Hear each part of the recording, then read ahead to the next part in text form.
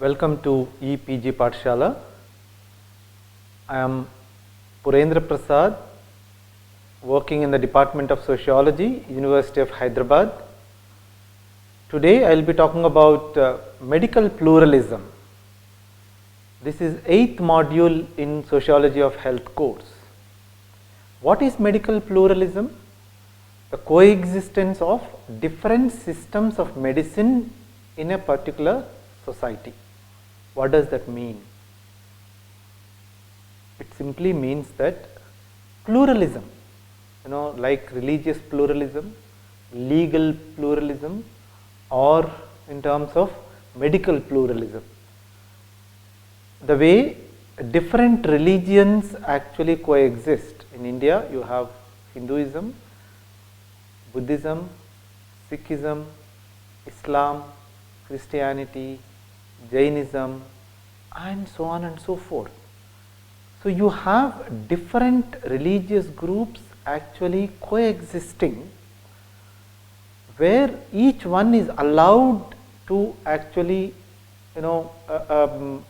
practice their own kind of beliefs without impinging on the others' beliefs and freedom. Similarly, in medical pluralism, you have different systems. Modern allopathic medicine, you have Ayurvedic medicine, which is one of the oldest medical systems in India. You have Unani, you have Siddha, you have homeopathy, you have Tibetan medicine. A lot of these medical systems actually coexist in a society. Why is it that all these different systems of medicine still coexist? That's one question. Second one, are these medical systems actually modern, or some actually need to be called as non-modern? Who defines them as modern and how is it defined? I think these are some of the questions that today in the module we will be talking about. So when you look at the multiple kind of systems of medicine that's prevalent in India, okay, one of the principle underlying this medical pluralism is that to provide more efficient treatment to all the categories of people, addressing different kinds of disease situations. Okay, so that's the purpose. So ultimately, to improve the health status of people. Okay, the plural medical systems actually emerged in India because from the earliest period, before Vedic period onwards, there was a system of medicine which existed in terms of the local or indigenous kind of system of medicine, which is later on called as Ayurveda. Okay, so Ayurveda actually came from the earliest period onwards. And when you look at the kind of modifications and the kind of changes that as a system of medicine it underwent during the pre-Vedic period, Vedic period, and then during the Buddhist period, and then during the colonial period, the post-independent period, again within post-independent period, if you look at before 1970s, and after 70s and after 90s, when globalization and neoliberal kind of policies are implemented. So as a system of medicine, Ayurveda itself underwent a lot of changes in trying to cater to the needs of the people. However, the institutionalized practices of this Ayurvedic medical system was at its peak during certain period where the rulers actually patronized it, and it declined when there was no patronage available for this system of medicine. Okay. And also when you look at at different historical points of time, there was an opportunity to interact with other systems of medicine. It's not that Ayurveda actually developed as a pure kind of a science, pure medicine, without interacting, without actually incorporating the elements of other systems of knowledge. So this is where we need to understand that historically each system of medicine actually tried to incorporate several elements from other systems of medicine and other kind of social ethos and social systems. Okay. Let me now look at how Ayurveda actually gave rise to what is called as Siddha medicine in Tamil Nadu. That's primarily because of what kind of materia medica which is available in a particular region. So the Ayurveda actually believed in the theory of balance in terms of bodily equilibrium, both in terms of the physical and in terms of the social environment. So it believed that what is best in the local region would actually provide the best cure or best kind of food. Okay. In Tamil Nadu, because of the availability of certain kind of resources, Siddha medicine emerged. And during the colonial period, the Mughals and other rulers actually brought Unani system of medicine from Persia and from Arabic countries, and because Unani was patronized by the Nizams and it grew, but the Nizam rulers actually also patronized Ayurveda, Unani at the same time. So there was a lot of interaction in terms of these two systems of medicine that took place during the pre-colonial period. During the colonial period, the British actually brought the English medicine, or what we call in terms of allopathic medicine, into India. Allopathic medicine actually gained its dominance and supremacy because of, again, the patronage by the colonial rulers. When you look at the way allopathic medicine initially was trying to find its roots in India, it did not get acceptability from the people. The local kind of materia medica was very effective, and in fact the medical professionals of the allopathy also found that English medicine is not actually suitable in tropical conditions. So there was a lot of interaction between the local systems of medicine and that of English medicine as well during the colonial period. It's a different matter that David Arnold in his book Colonizing the Body talks about how this allopathic medicine actually gained its supremacy by subordinating and subjugating other systems of medicine and knowledge systems during that period. So it's a political factors that again reshaped the allopathic medicine and that of the Ayurvedic and other medicine. In the post-independent period, if we find without much discussion and debate, Nehru, the then Prime Minister of India, believed that modernity and development can be achieved by actually adapting the modern medicine, and therefore there was absolute patronage of the government to the allopathic medicine by undermining the other systems of knowledge. So there was less patronage.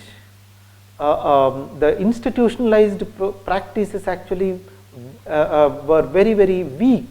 However, all the systems of medicine survived, existed in post-independent India. This is where Charles Leslie in his book Asian Medical Systems actually describes in detail how medical pluralism actually coexisted, and he also says that Asian systems of medicine, what he means is all these systems of medicine actually have their own epistemologies, there is consistency, there is logic, there is scientific reasoning. So each of these systems have its own epistemology, which is good enough to actually withstand on its kind of feet. So Charles Leslie, in fact, makes a distinction between modern medicine and that of what is called as non-modern or traditional medicine. Traditional medicine, he means that Ayurveda, Unani, Siddha and other systems of medicine. He calls this modern medicine as cosmopolitan medicine. You know, this medicine, actually modern medicine is called as Western medicine, cosmopolitan medicine. He calls, Charles Leslie calls it as cosmopolitan because over a period of time, Ayurveda, homeopathy and Unani also acquired the status like that of the modern medicine in a limited kind of context. Today you have huge kind of corporate Ayurvedic kind of healthcare services available. Similarly, homeopathy.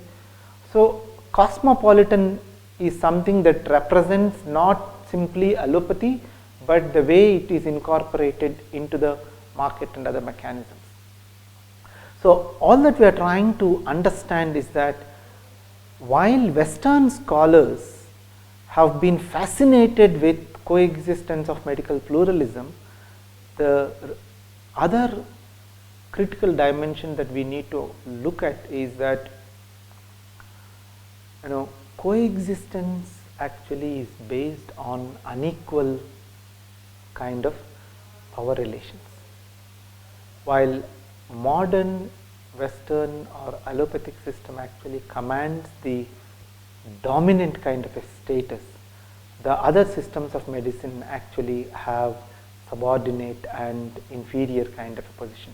There is always a kind of a dichotomy that one is modern, one is actually not modern, meaning that non-modern and traditional medicines are static and not actually able to incorporate the latest set of knowledge and systems of knowledge, which is not so. A lot of scholars and medical anthropologists argued that even when you call them as quote unquote traditional medicine, they have been incorporating a lot of innovations and new ideas into its own corpus of knowledge.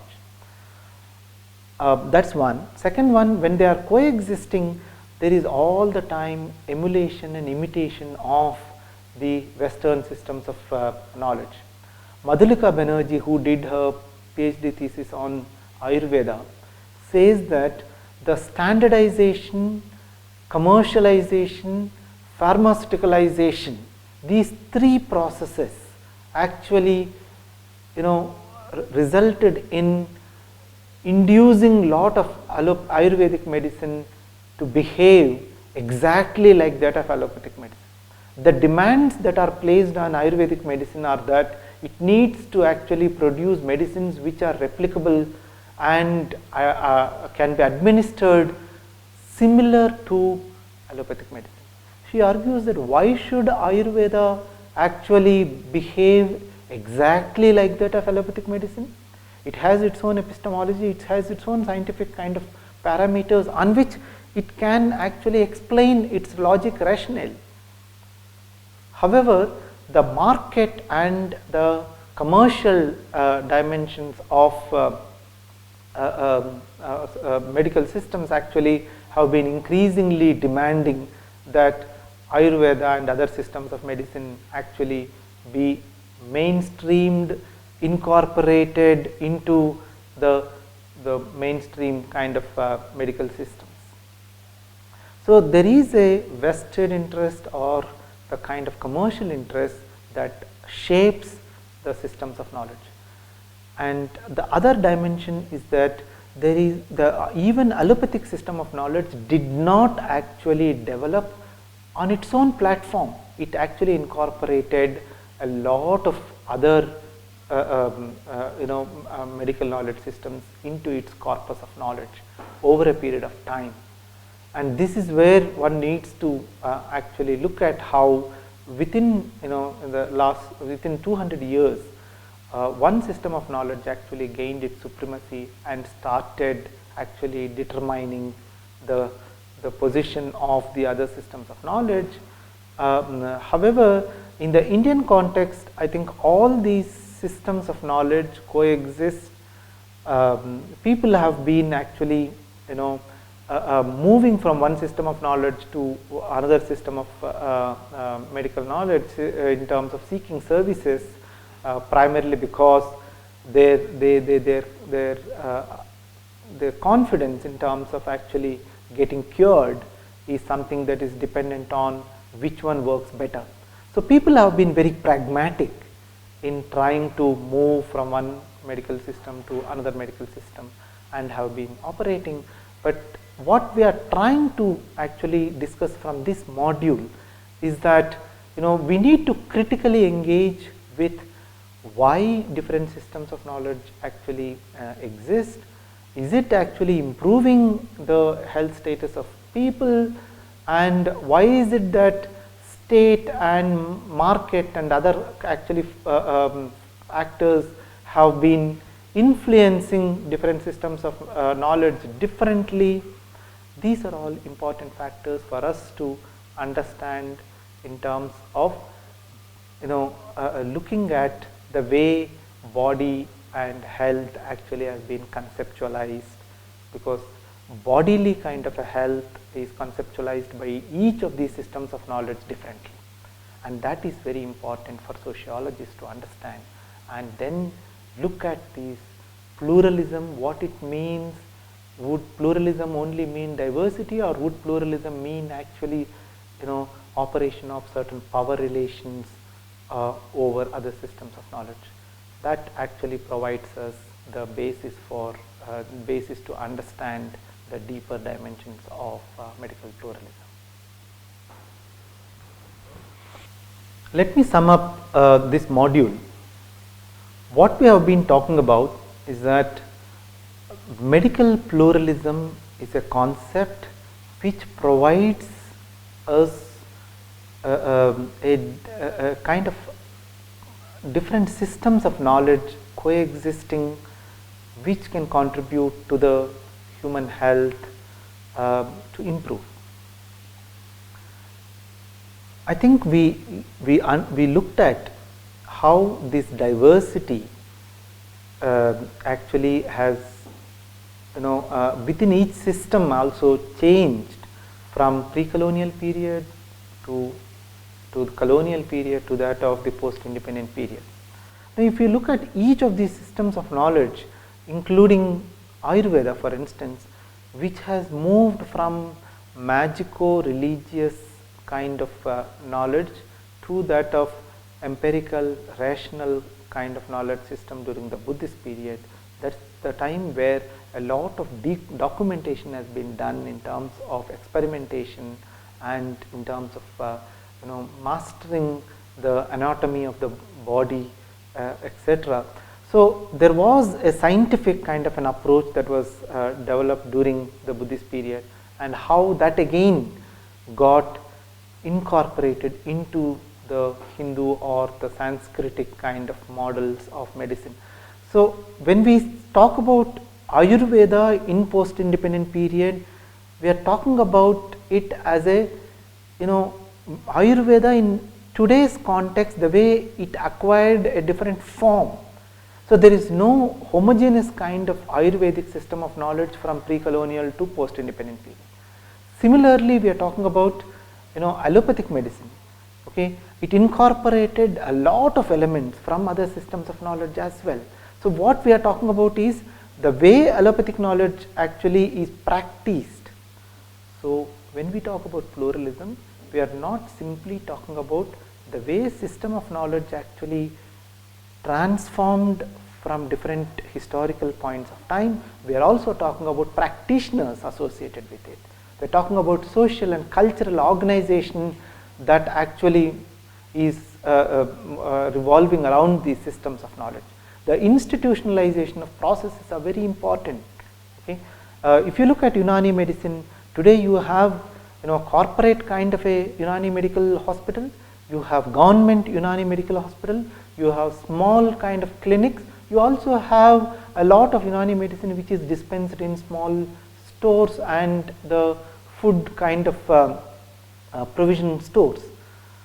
So, the way practice actually practice and practitioners actually in each of these systems are very important, because the way each system actually adapted to the current needs of the society.